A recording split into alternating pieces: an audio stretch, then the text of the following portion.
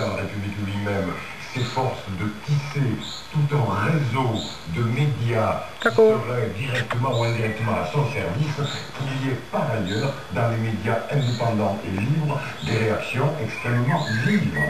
Je pense que c'est un effet dialectique, ça. Le président de la République a cru bon de devoir s'attribuer le droit de nommer le président de France Télévisions, de nommer les gens à la tête du service public.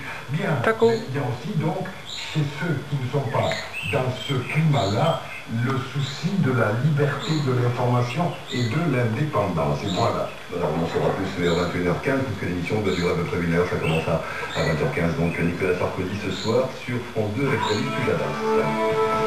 On va parler d'autre chose, après une petite pause de publicité, on va parler de l'Afrique du Sud. Tenez, est-ce que vous avez l'impression que tous les quatre, là, que l'Afrique du Sud a réussi sa Coupe du Monde?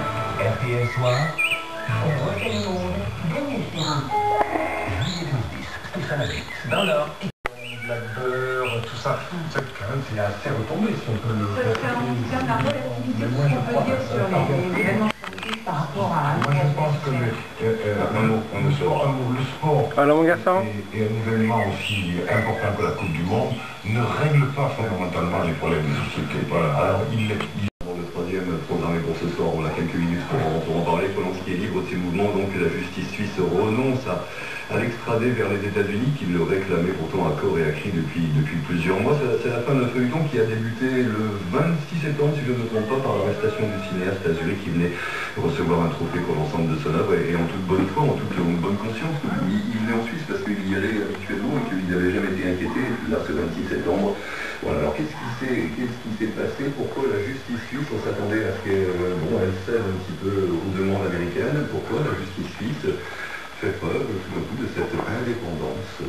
Parce que je pense qu'elle a fait du droit, ce qui est la meilleure garantie pour l'indépendance à mes yeux. D'abord parce que c'est vrai qu'à un moment, médiatiquement, il y a eu une pression terrible, y compris sur la Suisse. Donc on disait qu'elle était sous la domination américaine, qu'elle n'avait pas eu le choix. Il faut noter deux choses dans la décision qui a refusé l'extradition. Comment ça marche une extradition? Un pays demande l'extradition.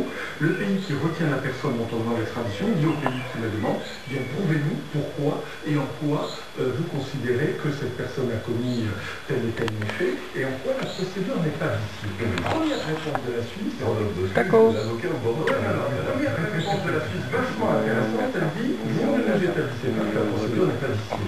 Et la Suisse a demandé que soit produit la déposition du juge qui avait donné 42 jours de prison à l'époque à Polanski pour savoir s'il les avait donnés de façon définitive ou pas, parce que évidemment, si la peine avait déjà été effectuée, il n'y a aucune raison à l'extradition. Les États-Unis ont refusé de verser cet élément. Ça veut dire que